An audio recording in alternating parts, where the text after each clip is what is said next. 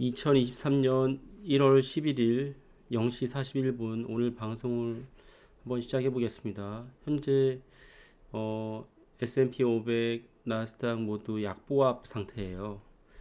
그리고 원자재 쪽은 현재 천연가스가 크게 빠지고 있는데 다른 원자재 쪽은 약보합입니다. 그리고 달러 쪽도 현재 환율이 약간 오르고 있어요. 1245원. 미국과 한국의 금리 차이에 비해서는 상당히 낮은 상태를 유지하고 있습니다. 미국 채권 쪽을 보면은 현재 그동안 너무 많이 내려왔죠. 이제 좀 상승할 수도 있다는 그림이 보이는데 아직까지는 좀 경제 상황에 비해서는 낮게 유지되는 편입니다. 오늘 좀 눈여겨볼 것들이 미국이 우크라이나 전쟁을 일으킨 원인이 오래전부터 준비한 거라고 저는 생각해요. 근데 그 원인 중에 하나가 이 러시아가 지속적으로 미국 국채를 좀 매각을 했었고 아마도 미국을 좀 의심했던 게 아닌가. 미국이 과도한 재정 적자 때문에 재정 적자가 과도하기 때문에 향후에 미국이 파산할 수 있으므로 미국 국채를 계속해서 매각하면서 외환 보유고 중에서 미국 국채 비중을 줄이고 금 비중을 늘린 거죠. 실물 자산, 더 안전 자산인 금의 비중을 늘렸죠. 그래서 지금 현재 상황을 봤을 때는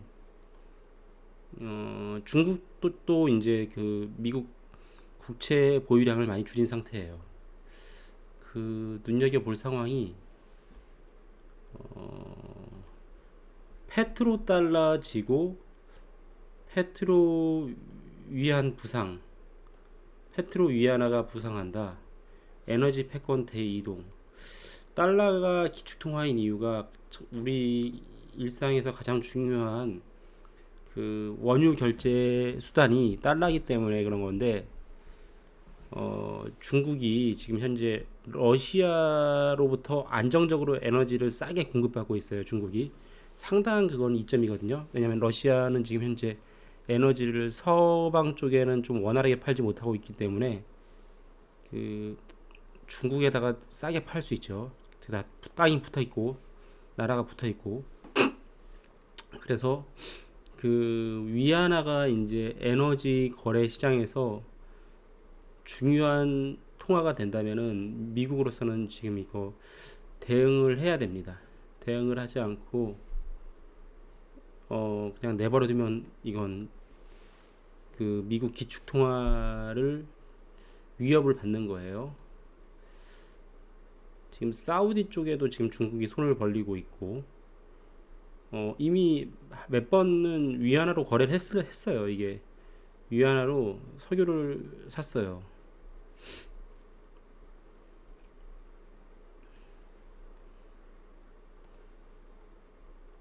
그리고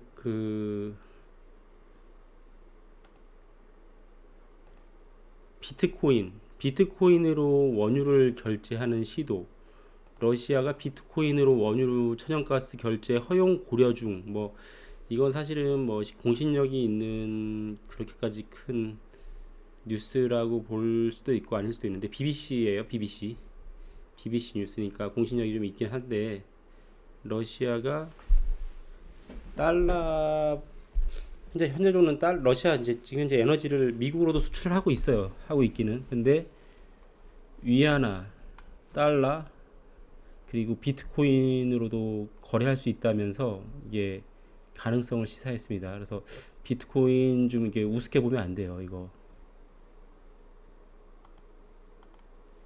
러시아가 비트코인 원유 결제 지원, 암호화폐 가격 상승. 이거 작년 3월 기사인데 이렇게 방구 끼면 똥이 나온다고, 이게 이런 얘기가 나온다는 것 자체가 암호화폐를 단순히 그냥 투기를 하기 위한 그냥 도구가 아니라 실제 거래될 수 있는 자산으로 볼 수 있는 여지가 있다.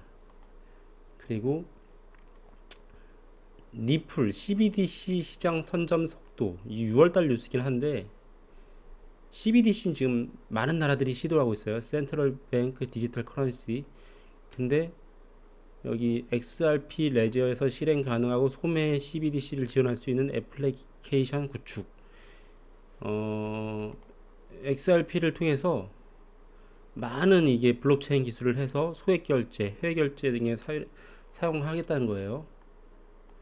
그다음에 리플 최고 기술 책임자, 가상화폐 시장 2000년대 초 인터넷 검색 엔진 산업과 패턴 보여.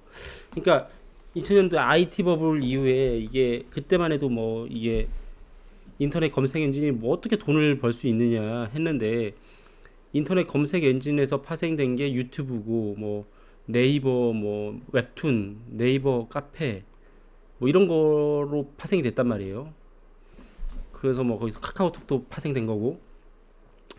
그러니까 이 기술이 블록체인 기술, 가상화폐 기술이 새로운 그 산업의 뿌리가 될 수 있는 거예요.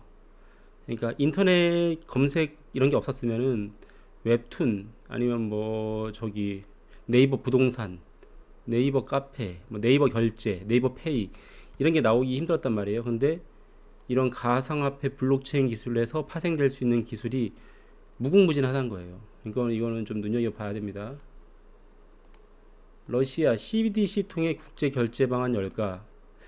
올해 1분기 착수. 이거는 어제 뉴스예요. 근데 CBDC 통해 국제 결제 방안 열까? 일단 CBDC가 되면은 종이화폐는 사라지는 거고, CBDC가 되면은 이제 국가 간 결제가 좀 더 원활하고, 대신 안 좋은 점이 이 CBDC가 되면 중앙에서 통제하는 거기 때문에 센트럴 뱅크니까 그 개개인의 그 금융 소비 내역, 금융 결제 내역, 금융 송금 내역을 다 들여다보는 거예요. 이거는 제가 볼 때는 CBDC는 별로 국민들한테 좋지 않습니다. 12월 중국 외환보유고 3조 1277억 달러, 102억 달러 증가, 3개월째 증가. 이거는 어떻게 봐야 될까요? 102억 달러 증가, 중국의 외환보유고가 증가했다. 이거는 중국이 약간 지금 현재 수출이 잘 되는 편은 아닌데 중국이 지금 현재 봉쇄를 하고 있어서 에너지 소비가 좀 적어서 그런 원인이 있을 수 있어요. 중국은 어쨌든 에너지 순수입 국가인데 에너지 소비가 적으면은 이게 무역이 흑자로 나고 외환보유고가 좀 늘어나는 경향이 있습니다. 뭐 중국은 어쨌든 뭐 수출을 거대하게 하는 국가이기 때문에 외환 보유고는 넉넉하죠. 근데 국가 외환 보유고를 떠나서 중국이 지금 현재 달러 채권 만기가 되는 거를 그 지속적으로 이제 그 만기가 다가오는 부동산 기업들 아니면 기타 기업들, 어쨌든 중국도 지금 경제가 좋지 않아요.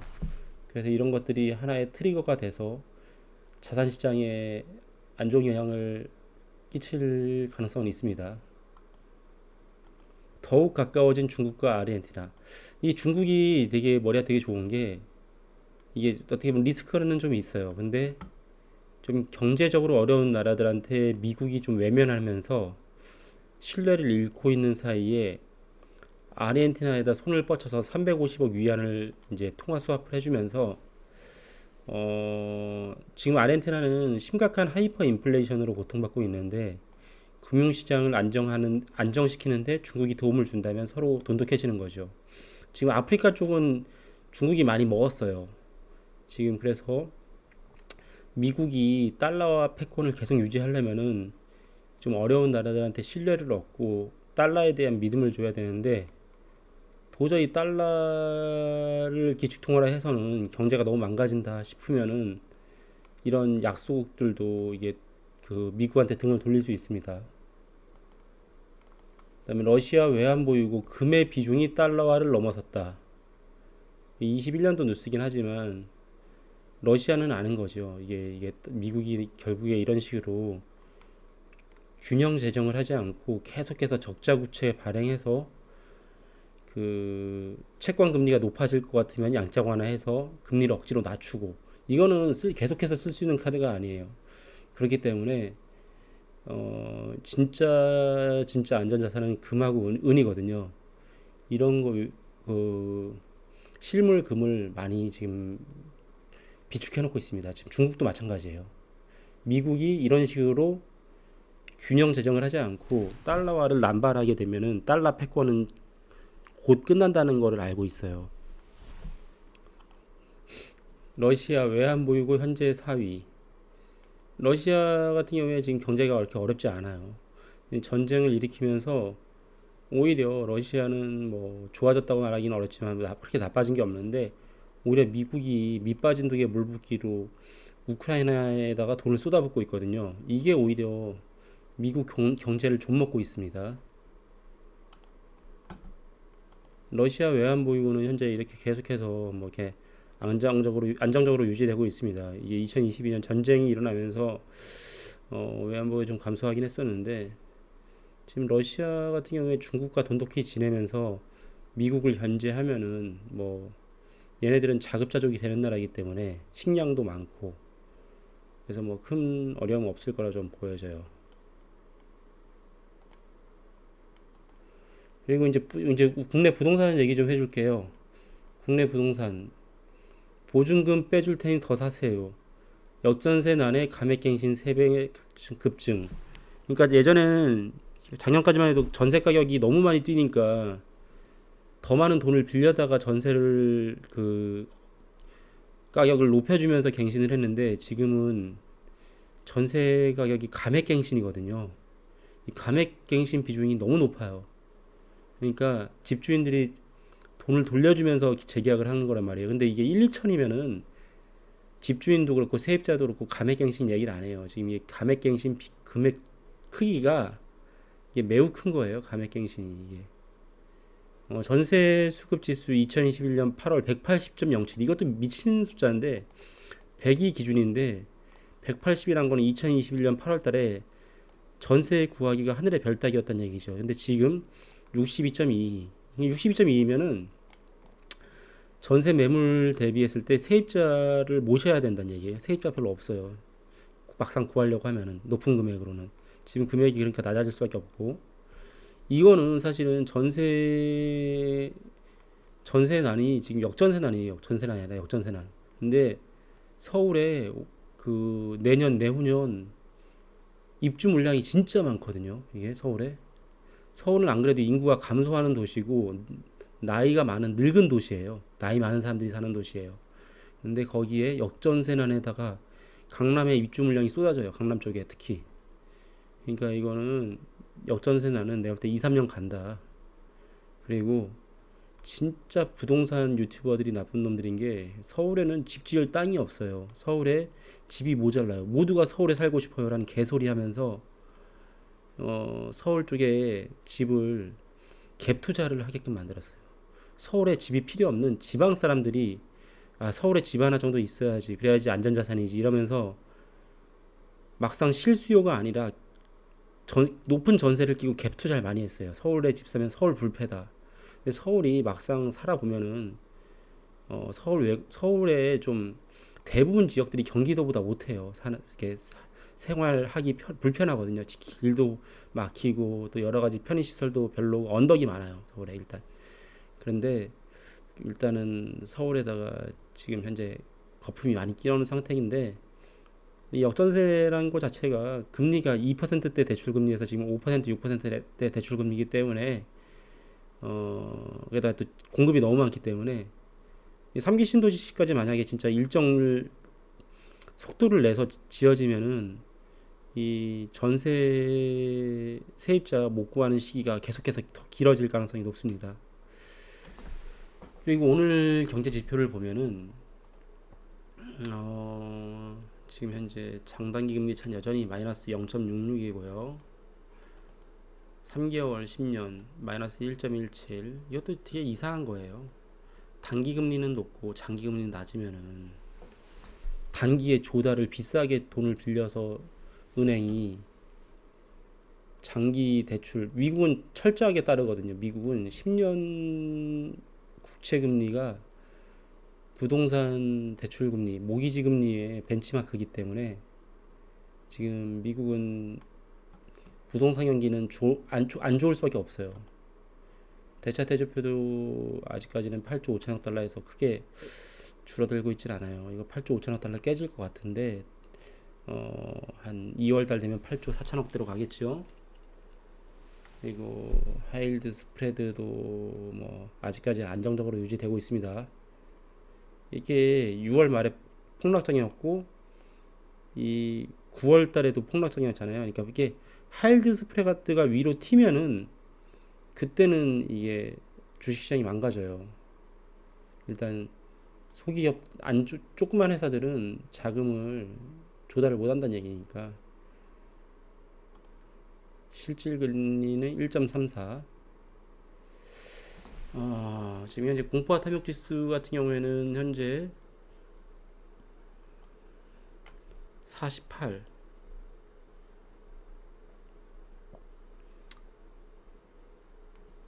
이제 1.0까지 내려왔죠. 푸콜 레이쇼. 근데 이것도 1.0도 되게 높은 거거든요. 근데 이게 증시 고점 징후는 여기에 좀 이렇게 비정상적으로 낮게 내려가면은 이게 고점 징후인데 지금은 글쎄 잘 모르겠습니다. 어쨌든 좀 더 개인들을 털어내야 되기 때문에 더 낮아질 여지가 있다고 봅니다. 아직까지는 하방 배팅한 사람이 좀 더 사라져야지 얘네들이 행동을 할 것 같아요. 하방 배팅한 사람들이 손실을 좀 보고 잘라야지만 얘네들이 그제서야 좀 올릴 가능성이 높거든요. 일단은 현재 미국 증시도 역시 현재 핸들링하는 세력들이 아직까지는 자신들의 패를 보여주고 있지 않습니다. 패를 보여주고 있지 않고 제 생각에는 얘네들이 이거를 올릴 힘은 없어요. 아마 왜냐면 왜 올릴 힘이 없다고 보면은 올리기가 좀 어려운 게 이게 오랜 기간 이게 눈치를 깠죠. 얘네들이 여기서 위로 올리면은 너무 많은 사람들이 팔고 싶어 해요. 여기서는 이게 올리려면 너무 많은 이게 에너지가 필요하거든요. 이게 다 매물 다 소화해야 되기 때문에 오히려 어느 정도 시간 끌다가 이렇게 내리는 게 더 쉬울 겁니다. 아마 오늘 방송은 여기까지 하고요. 시청해 주셔서 감사합니다.